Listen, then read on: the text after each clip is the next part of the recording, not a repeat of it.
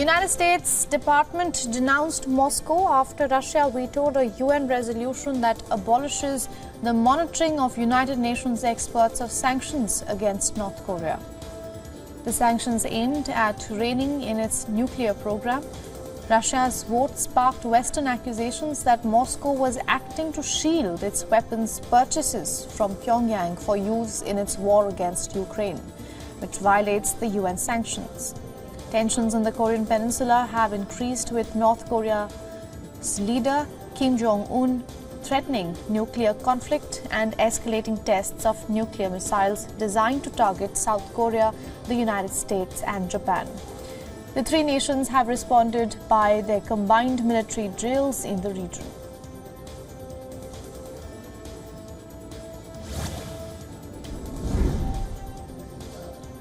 U.S. Ambassador to the United Nations Linda Thomas-Greenfield called for action to alleviate the humanitarian crisis in Sudan, calling it catastrophic. She said that a child dies every 2 hours at the Zamzam camp in North Darfur, and experts warned that over 200,000 more children could starve to death in the coming weeks.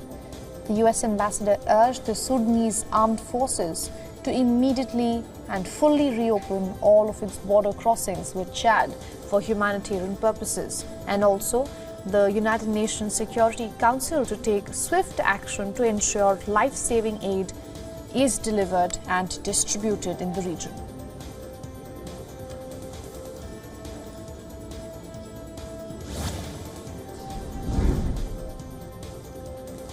The situation continues to remain tense in the Red Sea between Iran-affiliated Houthi rebels and the United States. The U.S. military has now said that it destroyed four drones unmanned launched by Iran-backed Houthi militias. The United States Central Command, in its post on social media, said that the drones presented an imminent threat to merchant vessels and U.S. Navy ships in the region. The Central Command further said that the drones were aimed at a coalition vessel and a U.S. warship and were engaged in self-defense over the Red Sea, and there were no injuries or damage reported to the U.S. or coalition ships.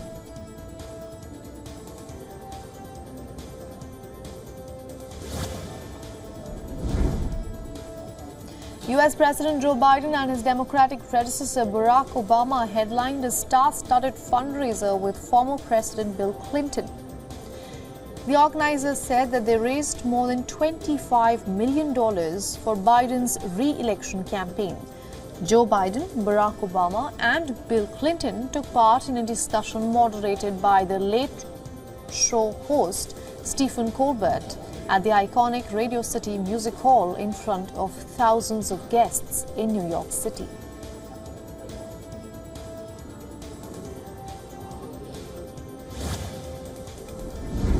The Israeli military has said that it killed a senior Hamas leader in a hospital and destroyed an extensive tunnel in central Gaza.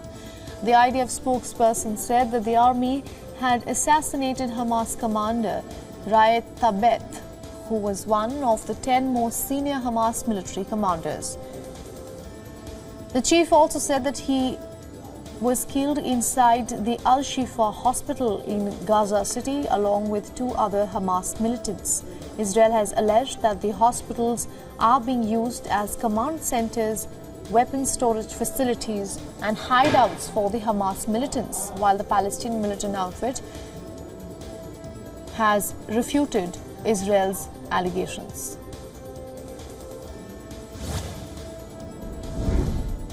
Hundreds of Jordanians staged massive protests near the Israeli embassy in the capital of Amman in support for Palestinians suffering in the Gaza Strip due to Israel's armed offensive. The protesters demonstrated and chanted slogans, carrying placards and waved Palestinian and Jordanian flags. The Israeli embassy in Amman has become the latest flashpoint of pro-Palestinian protests as Tel Aviv's war continues with the Palestinian militant group Hamas. According to Gaza's health ministry, Over 32,000 civilians have died, including children and women, in Israel's ground and air offensive so far. The Israeli assault was launched in response to Hamas's October 7th attack on the Israeli soil that killed 1,200 people.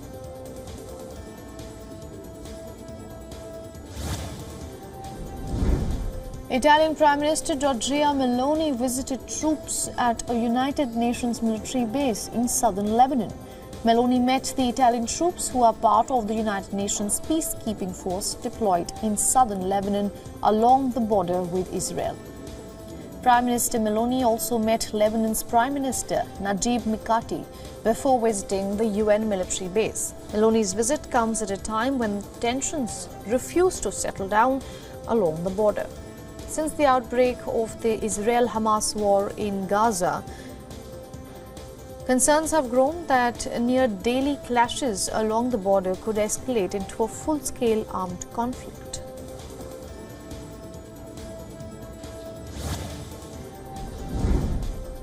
Portuguese Prime Minister-elect Luís Montenegro met the President in capital of Lisbon to present the names of his cabinet ministers. Notably, the new cabinet does not include members of any party outside the coalition that won the recent general elections. The president called on Montenegro to form a government following the final results. Montenegro and his government are due to take office on April 2nd. The government will then present its policy proposals to Parliament, where other parties can bring a vote of no confidence.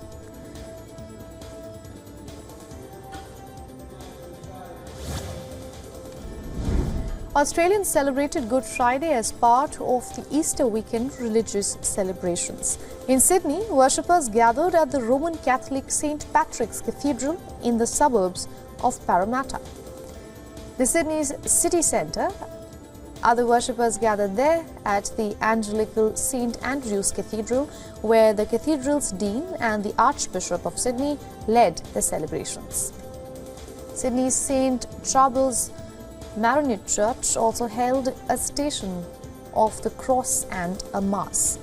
Good Friday marks Jesus Christ's crucifixion and death.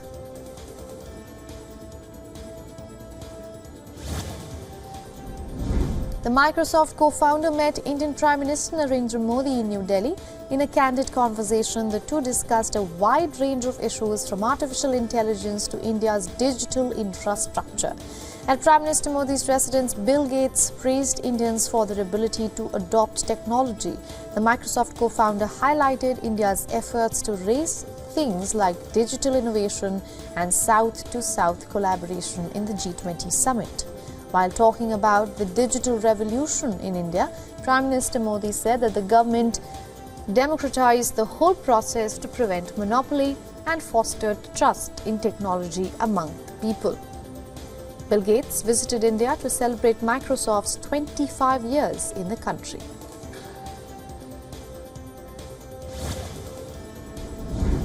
Indian Home Minister Amit Shah to visit the northeastern state of Assam on April 6th, ahead of the upcoming general elections. According to sources, the Home Minister will be attending public events in Assam. The development was announced by Assam's Chief Minister. He further said that Prime Minister Narendra Modi and BJP President JP Nadda might visit the state soon. Amit Shah was slated to visit the state earlier in March but postponed due to the announcement of election dates. Shah was set to kick off BJP's Lok Sabha campaign with a public rally in Hojai.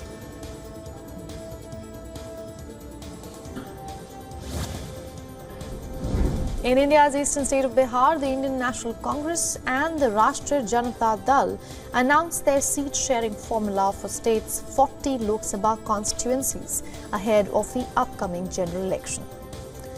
Lalu Prasad Yadav's Rashtriya Janata Dal will field its candidates on 26 seats, including on Purnia and Hajipur constituencies, while the Congress party will contest on 9 seats. The left parties will contest on 5 Lok Sabha seats.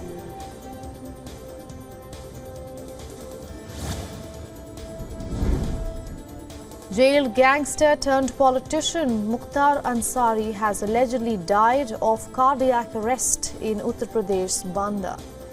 After the confirmation of Ansari's death, authorities imposed Section 144 across Uttar Pradesh. According to the medical bulletin released by the hospital, the 63-year-old was admitted by jail authorities in an unconscious state on Thursday night.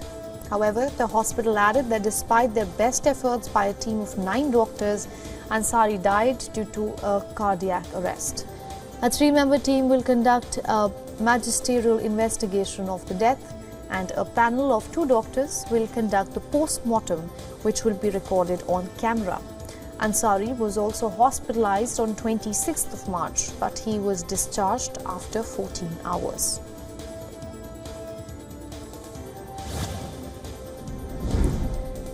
In South Africa's Limpopo province, at least 45 people have died after a bus plunged into a ravine and caught fire. According to the authorities, the bus was carrying worshippers who were headed from Botswana's capital to an Easter festival. An 8-year-old girl is the only survivor and is currently hospitalized. Limpopo's provincial authorities said that the search operations continued till late Thursday evening to find out and evacuate burnt bodies of the passengers that were still trapped inside the wreckage. According to the South African broadcaster SABC, the vehicle lost control and went off a bridge.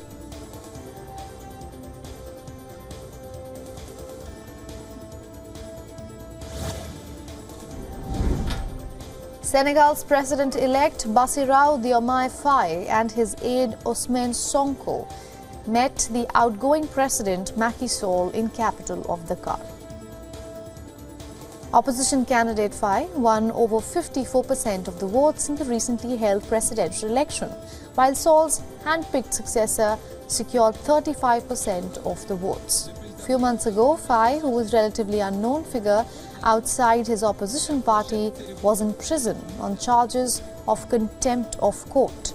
Sonko, the party's firebrand leader, was also detained and charged with insurrection in July last year and barred from running in elections to succeed President Macky Sall.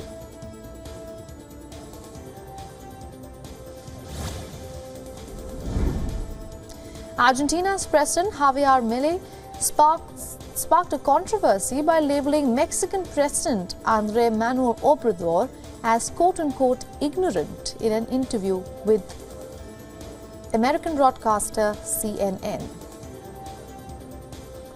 President Milei's comments come after he was questioned about the presidential election in Mexico and President Obrador, who has criticized the Argentine president for his policies. In the interview, Milei said, and I'm quoting, "It is flattering that an ignorant person like López Obrador speaks ill of me. It exalts me." Following Milei's comments, López Obrador too hit back with a post on social media, saying, and I'm quoting, "How Argentines, being so intelligent, voted for someone who despises the people."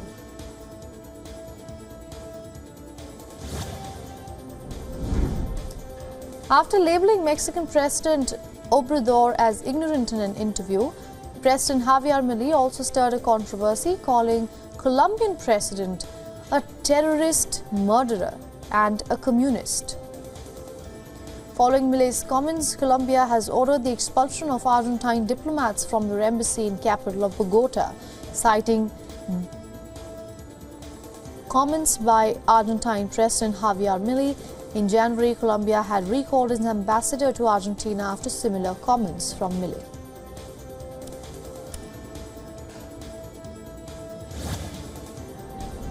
According to a report by Counterpoint, a technology market research firm, the global smartphone market is all set to rebound in 2024. Last year, smartphone shipments declined by more than 4%. In 2024, the smartphone industry is expected to grow by 3%. The growth can be credited to the declining inflation rate. Moreover, the integration of generative AI could also attract buyers towards premium mobile phones. As per the report, emerging markets such as India, the Middle East and Africa are seen to be major growth drivers for the smartphone market, especially the budget economy segment. The budget smartphone segment is expected to grow 11% in 2024. Meanwhile, the premium segment, which includes phones priced between $600 and $799, is expected to grow by 17%.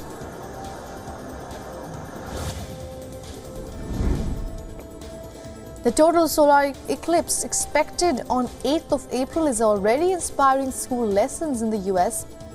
Schools in America are organizing group viewings for students to experience the once-in-a-lifetime daytime darkness experience and learn about the science behind the spectacle. The state of Cleveland will experience nearly 4 minutes of darkness during the total solar eclipse. Teacher Nancy Morris came up with the idea of mixing crafts, games and models to educate and engage her students. She says the best way for the older students to learn the subject is to teach it. Students experimented with softball-sized models of the Earth and the Moon and flashlight suns to recreate the solar eclipse.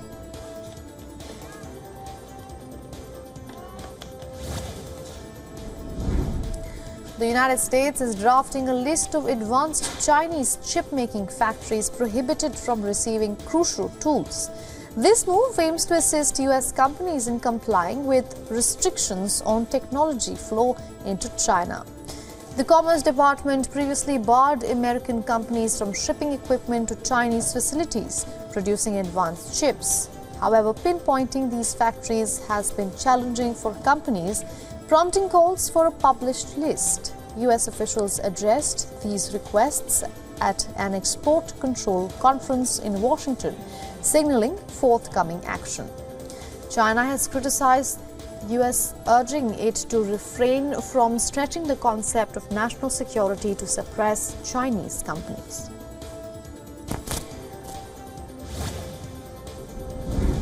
The S&P 500 closed the week with slight gains, marking its strongest first quarter in 5 years with a climb of 10.16%. Optimism over AI-related stocks and expectations of Fed rate cuts fueled investor confidence. Economic data showed faster than expected growth in quarter 4, driven by strong consumer spending and resilient job market. Fed governor hinted at potential rate cuts later in the year amid disappointing inflation figures. Markets anticipate a 64% chance of a rate cut by June. Communication services, energy and tech sectors led gains while real estate suffered a decline.